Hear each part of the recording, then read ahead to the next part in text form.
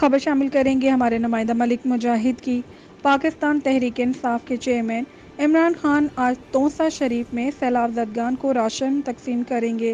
Ration तकसीम करते हुए शाह महमूद कुरैशी, साबिक वज़ीर आला उस्मान बुज़दार, ओन भप्पी, ख्वाजा मुदस्सिर, ज़िले सदर मलिक इकबाल साकिब, मलिक महबूब साकिब, सीनियर रहनुमा कमिश्नर डेरा गाजी खान, डिप्टी कमिश्नर तहसीलदार, DPO डेरा गाजी खान और कसीर तादाद में पाकिस्तान तहरीक इंसाफ के कारकुनों की बड़ी तादाद मौजूद होगी।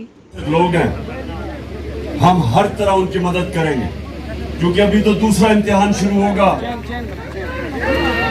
रिलीफ के बाद अभी इनके घर, जिसको रिहेबिलिटेशन कहते हैं, अभी इनके घर हमने ठीक करने हैं और उसके लिए